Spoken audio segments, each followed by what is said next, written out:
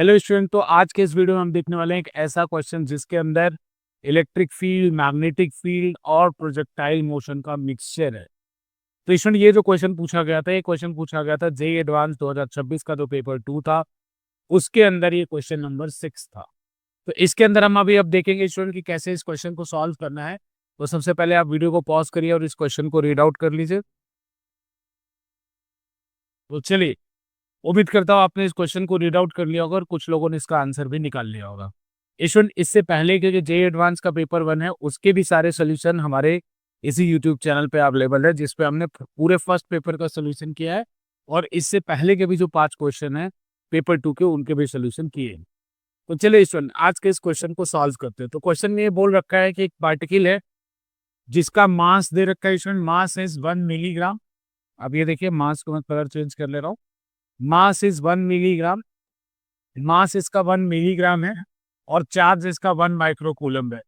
तो student, data अगर मैं लिखूं तो m की वैल्यू कितनी है? m की वैल्यू है 10⁻⁻6 kg। देखिए स्टूडेंट, अगर ये मिलीग्राम है तो मिलीग्राम में 1 मिलीग्राम में 10⁻³ ग्राम और 1 ग्राम में 10⁻³ kg। तो that is why the mass given है स्टूडेंट वो 10⁻6 kg है। उसके बाद स्टूडेंट, ये जो चार्ज गिवन है दैट इज 10⁻6 कूलम। पहले ये डेटा हम क्वेश्चन से देख लेते हैं। इनिशियल वेलोसिटी जो दे रखी है स्टूडेंट, यानी यू वेक्टर जो दे रखा है वो दे रखा है आई कैप प्लस 2z कैप। ये आपको यू वेक्टर दे रखा है। अब ये जो बोल रहा है स्टूडेंट कि ये एक्स जेड प्लेन में है, ये जो सारा मोशन हो रहा है या ये जो सारा पार्टिकल है इनिशियली एक्स जेड प्लेन से प्रोजेक्ट किया गया और ये इलेक्ट्रिक फील्ड उसके बाद अप्लाई की गई in an electric field 1 i cap volt metre inverse.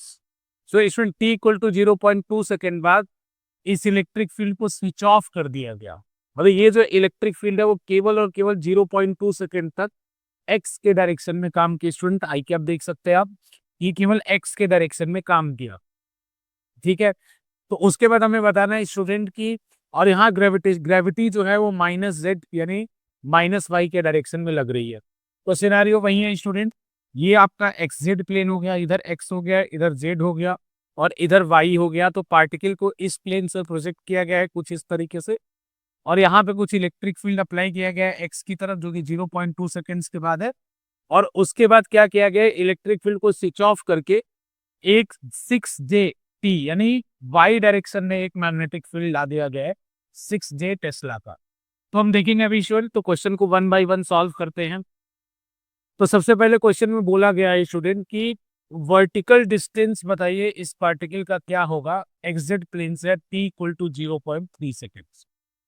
सबसे पहला तो क्वेश्चन है कि उस एक्सजेड प्लेन से ये पार्टिकल कितनी हाइट पे होगा 0.3 सेकेंड पे। क्वेश्चन देखिए, यहाँ पे बहुत इंटरेस्टिंग कॉन्सेप्ट है ये कि वाई एक्सिस की तरफ केवल एकमात्र फोर्स लग रहा है, दैट इज ग्रेविटेशनल फोर्स। अब ये बोलोगे कि सर इलेक्ट्रिक फील्ड अगर हम ऑन कर देंगे तो मैग्नेटिक फोर्स किधर लगेगा? तो स्टूडेंट, मैग्नेटिक फोर्स आप खुद देखिए। अगर हम बात करें स्टूडेंट तो दो कंपोनेंट होगा किसी भी टाइम वेलोसिटी वेक्टर का, दो कंपोनेंट होगा। एक एलॉन्ग, अगर एक्स वाई प्लेन की बात करूं, जैसे जैसे ही मैंने मैग्नेटिक फील्ड ऑन किया है स्टूडेंट, उस समय इस पार्टिकल का दो कंपोनेंट होगा। अगर मान लेता हूँ एक्स वाई प्लेन में ही प्रोजेक्ट किया गया एक्स जेड प्लेन से, तो उस पार्टिकल का दो कंपोनेंट होगा, एक एक्स की तरफ वेलोसिटी का कंपोनेंट होगा और एक वाई की तरफ।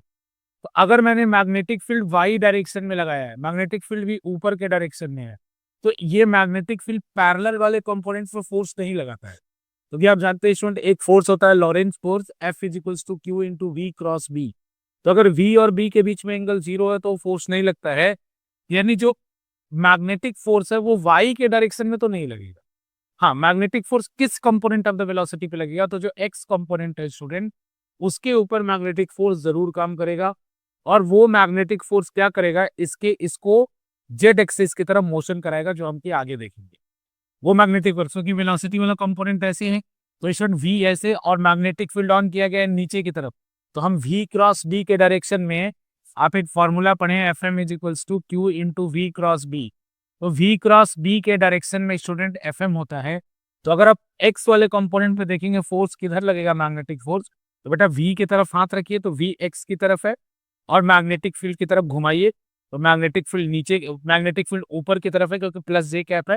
तो एक्स की तरफ हाथ रख के मैग्नेटिक फील्ड की तरफ घुमाऊंगा, क्रॉस रूल लगाऊंगा, तो आपका इधर की तरफ आपका मैग्नेटिक फोर्स आएगा, यानी प्लस के कैप पे आएगा मैग्नेटिक।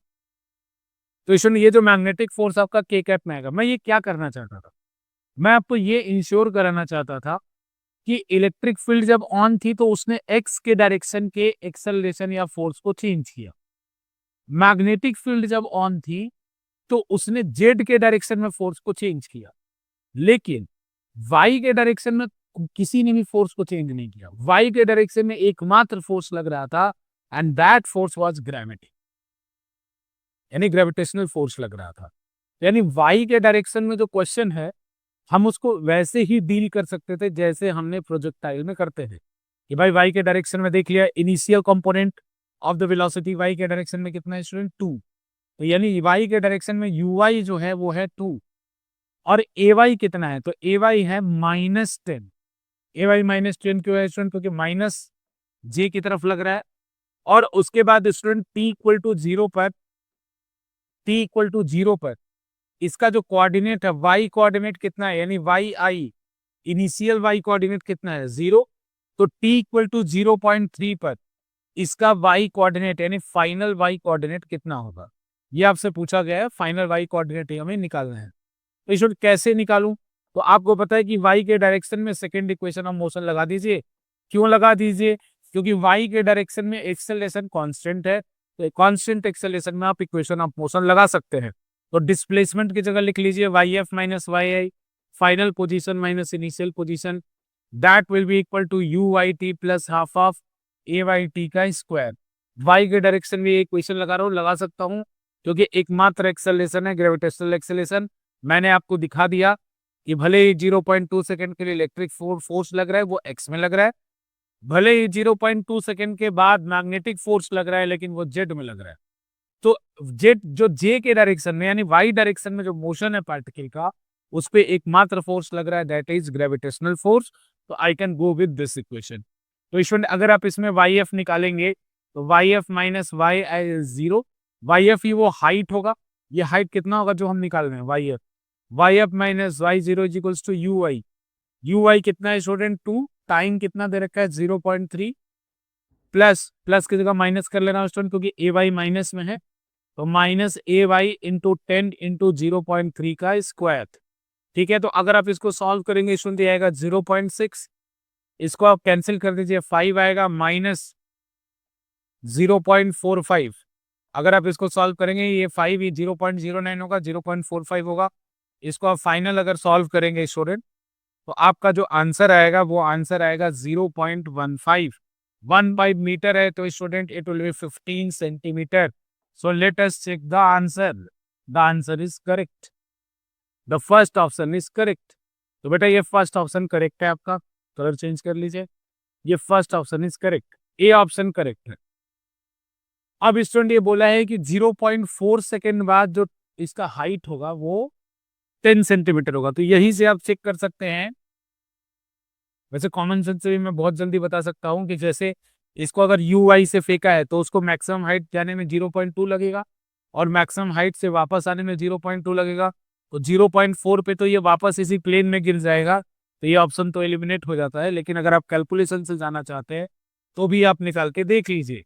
अगर आप निकाल के देखेंगे कि भाई 0.4 सेकेंड पे वाई एफ क्या होगा, तो वाई एफ माइनस 0 सेम लगा लीजिए, 2 इंटू क्योंकि इनिशियल वेलोसिटी 2 है, 2 into 0.4 minus half into 10 into 0.4 का स्क्वायर 0.16।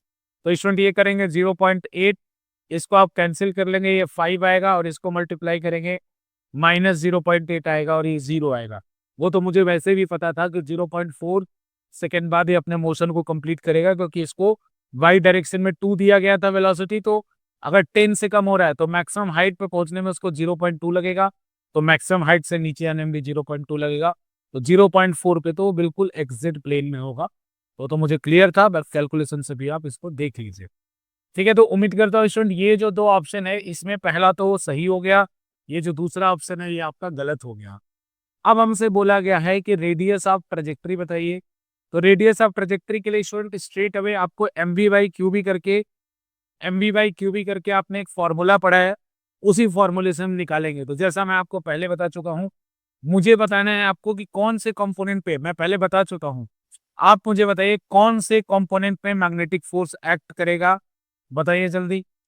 तो स्टूडेंट अभी मैंने आपको बताया कि केवल और केवल x component of the velocity पे मैग्नेटिक फोर्स एक्ट करेगा, क्योंकि मैग्नेटिक फोर्स है आपका स्टूडेंट जे के डायरेक्शन में, और वेलोसिटी का दो कंपोनेंट अगर मैं मानूं जो कि एक्स और वाई में है, क्योंकि अगर मैं ऐसे इस तरह से मोशन हो रहा है और एक्स और वाई में हो रहा है, जब तक मैग्नेटिक फील्ड चेंज नहीं किया गया तो एक्स और वाई में मोशन हो रहा है, और मैग्नेटिक फील्ड आने के बाद एक फोर्स जेड में आया जो कि पार्टिकल को बाहर निकाल रहा है, इस प्लेन से, एक्स वाई प्लेन से बाहर निकाल रहा है जेड फोर्स, जो जेड के डायरेक्शन में फोर्स आया।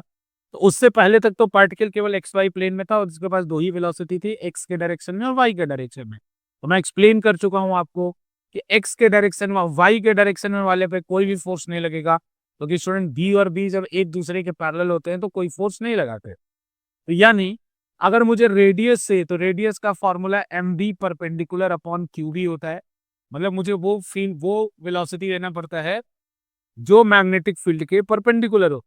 अब यहाँ एक और बात समझना आपको, मुझे ये देखना है कि 0.2 सेकंड तक इलेक्ट्रिक फील्ड जो है वो किस डायरेक्शन में लगा स्टूडेंट, एक्स डायरेक्शन में। ये लिखा है ना आई कैप, एक्स डायरेक्शन में लगा। तो 0.2 सेकंड तक ही केवल एक्स डायरेक्शन में फोर्स था। 0.2 सेकंड के बाद एक्स डायरेक्शन में फोर्स नहीं था, बल्कि जेड डायरेक्शन में एक मैग्नेटिक फोर्स आ गया। तो एक्स डायरेक्शन में वेलोसिटी कितनी होगी पार्टिकल की आफ्टर 0.2 सेकंड, तो जो इलेक्ट्रिक फील्ड ने एक्सेलरेट करके किया होगा, जैसे इलेक्ट्रिक फील्ड लगा होगा, कुछ वेलोसिटी को उसने, इलेक्ट्रिक फोर्स ने बढ़ाया होगा, बढ़ाने के बाद 0.2 सेकंड तक बढ़ाया होगा। अब 0.2 सेकंड पे इलेक्ट्रिक फील्ड बंद, तो वेलोसिटी बढ़ना बंद, तो उसी वेलोसिटी से, कांस्टेंट वेलोसिटी से पार्टिकल आगे जा रहा होगा। तो जब मैग्नेटिक फोर्स लगना शुरू हुआ होगा, तो पार्टिकल की एक्स डायरेक्शन में वेलोसिटी वो होगी जब इलेक्ट्रिक फील्ड स्विच ऑफ किया गया था, उस समय जो एक्स डायरेक्शन में वेलोसिटी थी। इतना सारा लंबा बात बोल दिया मैंने स्टूडेंट, अब कैलकुलेशन करके दिखाता हूँ। तो सबसे पहले देखिए स्टूडेंट, एक्स डायरेक्शन में इनिशियल वेलोसिटी कितना था, आई, तो यू एक्स की वैल्यू मैं ले रहा हूँ 1, आई मतलब 1 है बेटा, कुछ नहीं, कोफिशिएंट है तो 1 है। अब यहाँ पे आपको ए एक्स निकालना पड़ेगा, ए एक्स यानी इलेक्ट्रिक फील्ड के कारण एक्सेलरेशन कितना होगा, तो ये फॉर्मूला होता है student q e by m, ये फोर्स का फॉर्मूला है q e upon m, m क्या है, मास है। तो क्यू की वैल्यू कितनी है, तो अभी हमने ऊपर लिखा था 10⁻⁻6 है। इलेक्ट्रिक फील्ड की वैल्यू कितनी है, तो 1 है, और मास की वैल्यू भी कितनी है, 10⁻⁻6 है। तो कैंसिल होके ये जो एक्सेलरेशन है ये 1 मीटर पर सेकेंड स्क्वायर आया। तो 0.2 सेकेंड तक अगर ये एक्सेलरेशन लगा, एक्स के डायरेक्शन में वेलोसिटी कितना हुआ, v x plus u x plus a x plus t. बेटा एक्स के डायरेक्शन में वहीं v equal to u plus t लगा दीजिए। अब x की लिए लगा रहा हूं तो नीचे एक्स एक्स लिख लिया, तो वी एक्स कितना होगा, वी एक्स हो जाएगा, यू एक्स कितना था 1 प्लस 0, एक्सेलरेशन कितना था बच्चों, एक्सेलरेशन भी कितना था 1, तो यू एक्स प्लस 1 इंटू 0.2 यानी वेलोसिटी हो जाएगा 1.2 मीटर पर सेकेंड। तो x के डायरेक्शन में 0.2 सेकेंड के बाद वेलोसिटी हमेशा होगा 1.2 मीटर पर सेकेंड, और वो चेंज नहीं होगा क्योंकि x के डायरेक्शन में फोर्स खत्म हो गया। तो इसका मतलब इस फॉर्मूले में मुझे v की जगह 1.2 पुट करना है, और बाकी सारी वैल्यूज गिवन है स्टूडेंट, पुट करके फटाफट आंसर देख लेते हैं।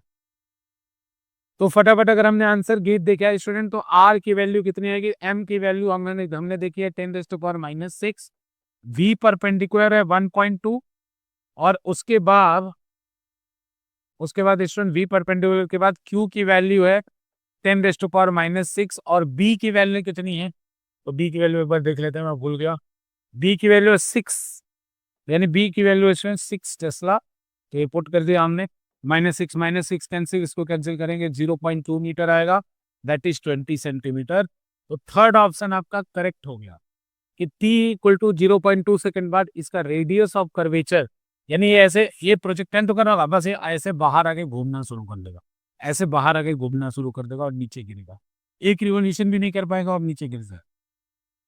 तो वो जो आएगा स्टूडेंट ये 20 सेंटीमीटर आएगा, ठीक है ना।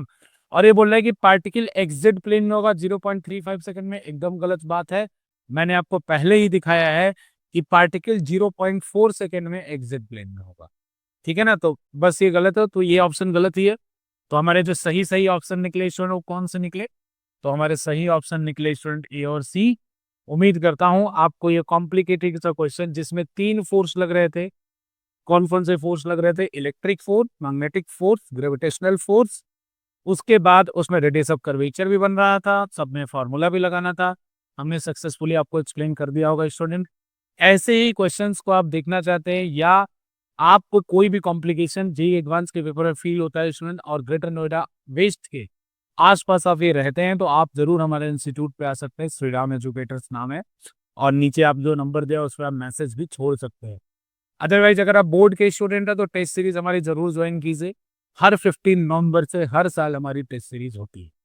चलिए, थैंक यू।